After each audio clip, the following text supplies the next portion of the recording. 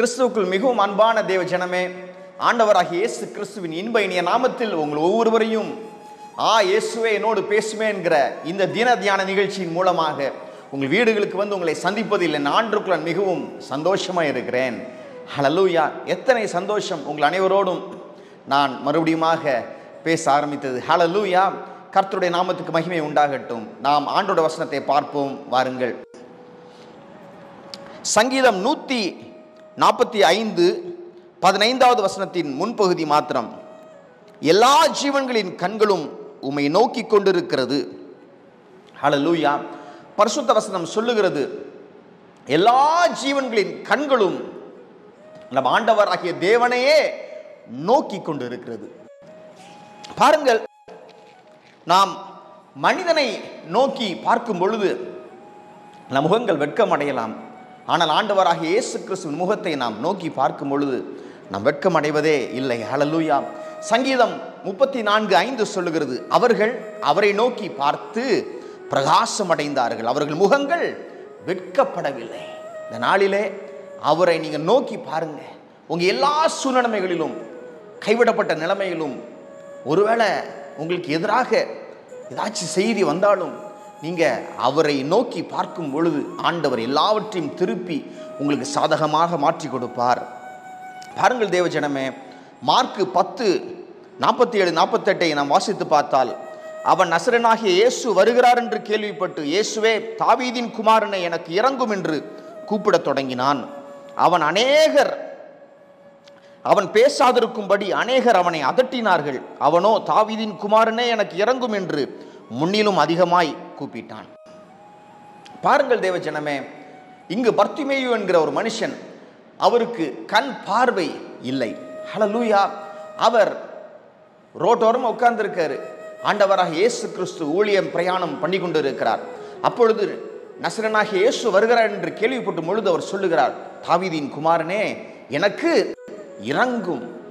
மனுஷனை நோக்கி பார்த்து பார்த்து அவர்கள் இரக்கம் கிடைக்காத பட்சத்தில் அவர் ஆண்டவரை நோக்கி கூப்பிடுகிறார். மனுஷன் அவனும் செய்ய மாட்டான், அடுத்தவங்க ஆண்டவரை நோக்கி கூப்பிடும் பொழுதும் தடை செய்வான். பாருங்கள், இங்கு ஒரு பெருங்கூட்டம் பர்த்திமேயு நீ பேசாதே என்று அவனை அதட்டுகிறார்கள். அதற்கு அவன் சொல்லுகிறான், இல்லை இல்லை, நான் இன்னும் அதிகமாய் என்னுடைய வாய்ஸை நான் ரைஸ் பண்ணி நான் ஆண்டவரை நோக்கி கூப்பிடுவேன் என்று சொல்லி, தாவீதின் குமாரனே எனக்கு இறங்கும் என்று முன்னிலும் அதிகமாய் அவர் கூப்பிட ஆரம்பித்தார். நடந்தது என்ன? ஆண்டவர் அவர்கிட்ட போய் கேட்கிறார், உனக்கு நான் என்ன செய்யணும்? எனக்கு கண் பார்வை வரணும்னு சொல்லும் பொழுது ஆண்டவர் அந்த கண் பார்வை அவருக்கு கட்டளையிடுகிறார். ஹல்லேலூயா! பாருங்கள் தேவ ஜனமே, ஆண்டவராகிய இயேசு கிறிஸ்துவை நீங்க நோக்கி பார்க்கும் பொழுது உங்கள் ஜெபங்களுக்கு ஆண்டவர் நிச்சயமாய் பதிலை கொடுப்பார். அது மாத்திரமல்ல, 1 சாமுவேலின் புஸ்தகம் 1வது அதிகாரத்தை பார்த்தால் தெரியும்.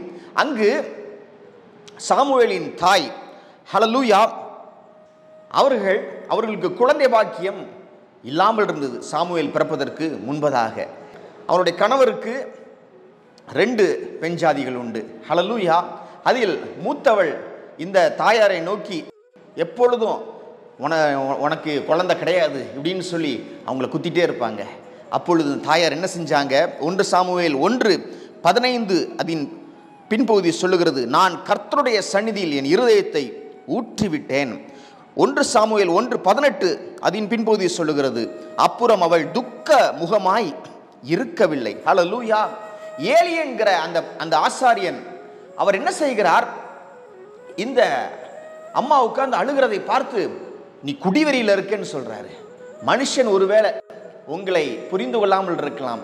நீங்க அவரை நோக்கி பார்க்கும் பொழுது ஆண்டவருக்கு நல்லா தெரியும் நீங்க எதுக்கு அவரை நோக்கி பார்க்கிறீங்க என்று அவருக்கு நல்லா தெரியும். பாருங்க, உங்க இருதயத்தை மனுஷன் புரிந்து கொள்ள முடியாது. ஆண்டவர் உங்களுடைய ஒவ்வொரு இதய துடிப்பையும் அவர் பார்த்து கொண்டு இருக்கிறார். ஹல்லேலூயா! உங்க வாயிலிருந்து சொல் பிறவாததுக்கு முன்பதாகவே ஆண்டவர் அதற்கு பதிலையும் அவர் கொடுத்து வைத்திருக்கிறார். பாருங்கள், அவ்வளவு நல்ல தேவனை நாம் தேவன் என்று சொல்லிக் கொண்டிருக்கிறோம். ஹல்லேலூயா! பாருங்க, நடந்தது என்ன? அவங்க இருதயத்தை ஊற்றிக்கொண்டு போய் அவங்க கணவனோடு அவங்க சேர்றாங்க. சாமுவேல் பிறக்கிறார். ஹல்லேலூயா! ஹல்லேலூயா! நீங்க ஆண்டவருடைய சமூகத்தில் அவரை நோக்கி பார்க்கும் பொழுது அவள் துக்க முகமா இருக்கவில்லை. உங்க முகத்தின் எல்லா காரியங்களையும் அவர் மாற்றுவார். துக்க முகம் சந்தோஷமான முகமாய் மாறும். உங்கள் துக்கம் சந்தோஷமாய் மாறும். பாருங்க, ஹாகார் என்கிற அந்த ஸ்திரீயை ஆபிரகாம் சாராள் துரத்தி விடுகிறார்கள். இஸ்மாயிலோடு சேர்ந்து துரத்தி விடுறாங்க. ஒரு துருத்தி தண்ணீர் மாத்திரம் கொடுத்து அவன் வனாந்திரத்தில் அலைய விடுறாங்க. அந்த துருத்தியின் தண்ணீர் செலவழிந்த பின்பு நடந்தது என்ன? இஸ்மாயில் உட்கார்ந்து அழுகிறாரு. அவங்க தாய் பிள்ளை சாகிறதை நான் பார்க்க முடியாது என்று சொல்லி தேவனிடத்தில் சத்தமிட்டு கூப்பிடுறாங்க. ஆண்டவர் இஸ்மாயிலின் சத்தத்தை, பிள்ளையின் சத்தத்தை ஆண்டவர் கேட்டு பதில் கொடுக்கிறார். ஹல்லேலூயா. அப்போ ஆகார் சொல்றாங்க, என்னை பார்க்கிறவரை என் கண்கள் கண்டது, என்னை நோக்கி பார்க்கும் தேவனை என் கண்களும் கண்டது என்று சொல்றாங்க. ஹல்லேலூயா. நீங்க அவரை நோக்கி பார்க்கும் பொழுது அவர் உங்களை நோக்கி பார்ப்பார். ஹல்லேலூயா. எஸ். அது மாத்திரமல்ல தேவஜனமே, எலியா என்கிற தீர்க்கதரிசி அவர் என்ன செய்யறாரு?